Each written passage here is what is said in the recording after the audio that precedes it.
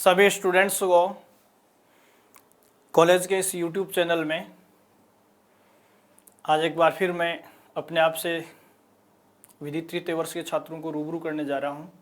और जैसा कि पिछले 2-3 वीडियोस से अपन एक डायनेमिक कंसेप्ट के बारे में चर्चा कर रहे हैं, और वो डायनेमिक कंसेप्ट जो है वो विधि के क्षेत्र का कलेजा माना जाता है या लॉ सेक्टर में एक कोर सब्जेक्ट के रूप में माना जाता है। और उसका टाइटल है जुडिशियल एक्टिविज्म, जिसमें मैंने आपको meaning and features of judicial activism या ओरिजिन ऑफ जुडिशियल एक्टिविज्म, और इसके अलावा जैसे स्कोप ऑफ जुडिशियल एक्टिविज्म और जुडिशियल एक्टिविज्म क्या विधायी शक्तियों का अपहरण कर सकता है, इस प्रकार के मुद्दों पर अपन पिछली 2 वीडियोज में चर्चा कर चुके हैं। अभी इस तीसरे वीडियो में अपन जुडिशियल एक्टिविज्म पर जो चर्चा करेंगे उसका टाइटल जो है वो आपके सामने है, nature of judicial activism, nature of judicial activism या nature of interpretive judicial activism. देखो, व्याख्यात्मक या व्याख्यात्री जो जुडिशियल एक्टिविज्म है उसकी प्रकृति क्या होती है, इसके बारे में आज अपन इस वीडियो में चर्चा करेंगे। तो देखिए, नेचर में क्या चीजें आती हैं। नेचर में वो चीजें आती हैं जो उस पूरी कंसेप्ट की विशेषताओं को या फीचर्स को धारण करती है। तो यहां देखो, इंटरप्रेटिव जुडिशियल एक्टिविज्म का मतलब है कि ऐसी न्यायिक सक्रियता या न्यायालयों की ऐसी सृजनात्मकता जिसके सहारे न्यायालय विधि के क्षेत्र में किसी कानून को नए सिरे से या नवीन स्वरूप में या किसी मौलिक स्वरूप में व्याख्या प्रदान करते हैं। मौलिक या नवीन स्वरूप में व्याख्या प्रदान करने का मतलब यह है कि वैसा इंटरप्रिटेशन या वैसा अर्थ जो है वो उस मुद्दे से पहले या उस घटना से पहले कभी नहीं लिया गया था।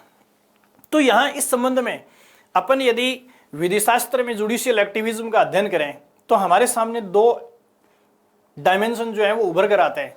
इन 2 डायमेंशन या 2 विचारधाराओं की चर्चा आज की इस वीडियो में अपन करेंगे।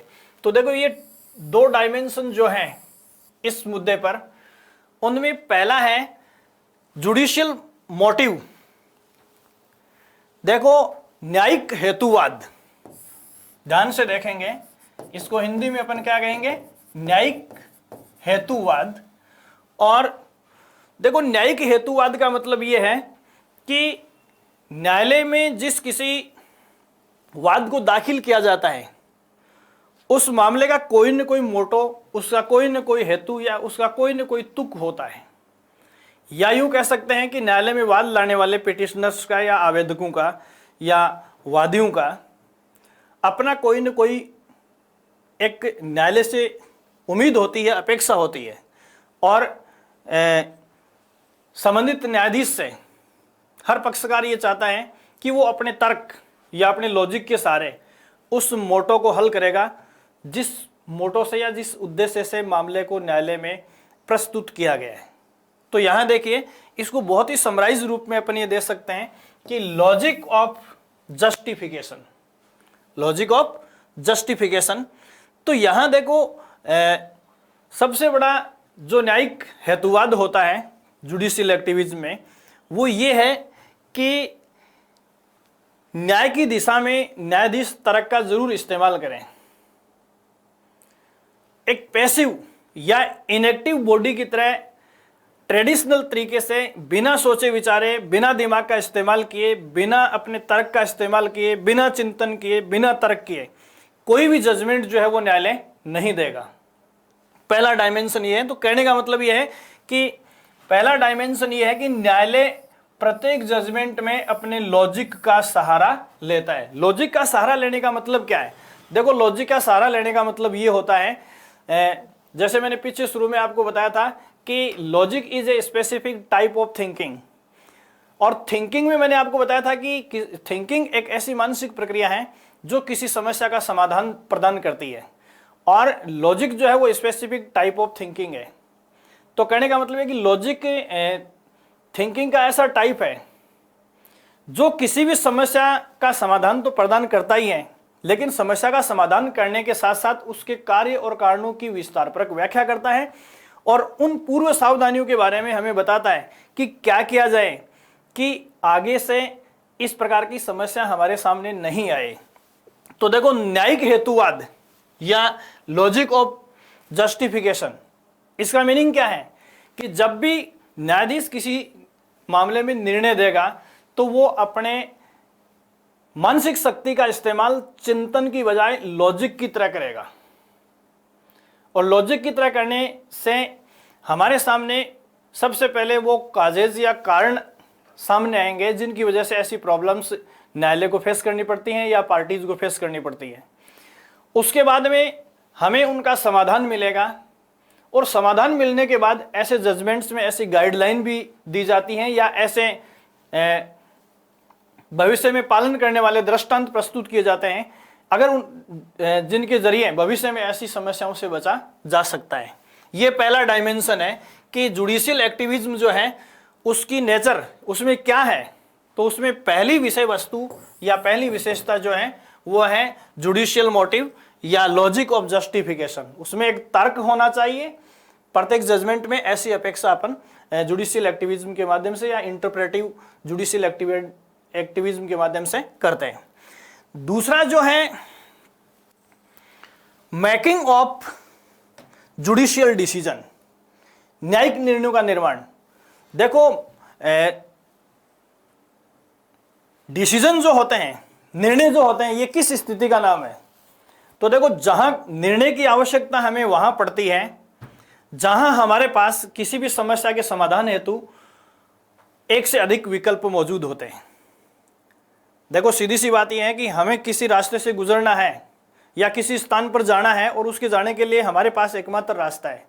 तो ऐसी सिचुएशन में हमारे पास विकल्प नहीं है। विकल्प नहीं है इसका मतलब हमें छटनी नहीं करनी है, चुनाव नहीं करना है, और चुनाव नहीं करना है इसका मतलब हमें जजमेंट नहीं लेना, उस रास्ते पर चल पड़ना है। लेकिन न्यायाधीश जब अपने चैम्बर में बैठकर जजमेंट दे रहा होता है तो जजमेंट के मामले में जज के सामने अनेकों विकल्प होते हैं, और उन विकल्पों में से किस विकल्प का चुनाव जो है वो जजमेंट के अधीन किया जाए, इस बात पर कंसीडर होना, इस बात पर मतज्ञ होना ही मेकिंग ऑफ जुडिशियल डिसीजन कहलाता है। कहने का मतलब यह है कि जब न्यायाधीश किसी मामले विशेष में जजमेंट देने बैठता है तो उन जजमेंट्स में उस जजमेंट के लिए जो विकल्प जज के सामने, उनमें से सर्वोत्तम विकल्प कौन सा है, उस सर्वोत्तम विकल्प का चुनाव करना ही मेकिंग ऑफ डिसीजन या डिसीजन मेकिंग कहा जाता है। तो देखो, यहाँ पहली बात तर्क लगाएं।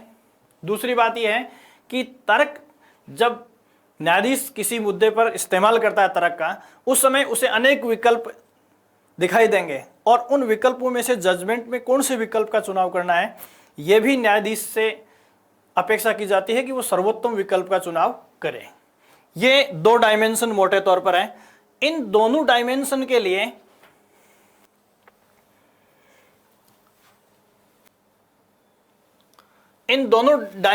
लिए ट्विनिंग नामक विधि शास्त्री ने एक विशेष टर्म का इस्तेमाल किया है। पहली टर्म है जुडिशियल थॉट और दूसरी है डिसीजन मेकिंग।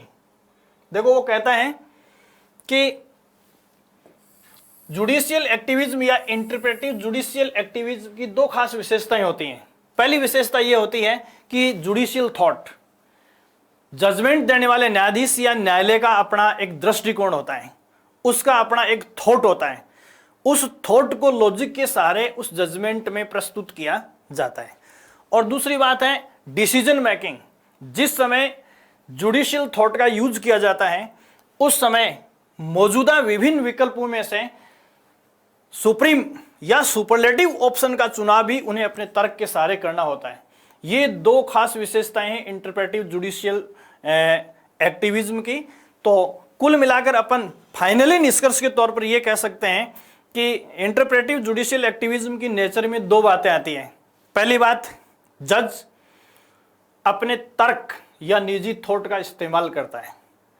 दूसरी बात, जब तर्क या थॉट का इस्तेमाल किया जाता है उस समय उसके सामने जजमेंट के लिए कई विकल्प या कई अल्टरनेट सामने आएंगे, तो उनमें से किसी भी अल्टरनेट को जजमेंट में लिखना ठीक नहीं है।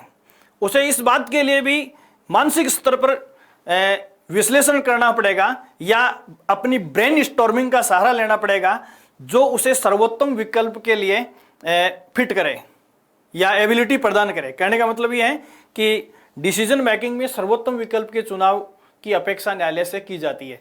अगर ये दो बातें किसी भी जजमेंट में न्यायाधीश द्वारा यूज की जाती हैं तो विधि शास्त्र के अनुसार इंटरप्रेटिव जुडिशियल एक्टिविज्म से जो अपेक्षाएं रखी जाती हैं वो सारी अपेक्षाएं एक जज या न्यायालय द्वारा पूरी हो जाती हैं। कुल मिलाकर इंटरप्रेटिव जुडिशियल एक्टिविज्म की नेचर में अपने को ये दो मोटी बातें ध्यान में रखनी है। बाकी अपन अगली कक्षा में करेंगे। Thank you so much.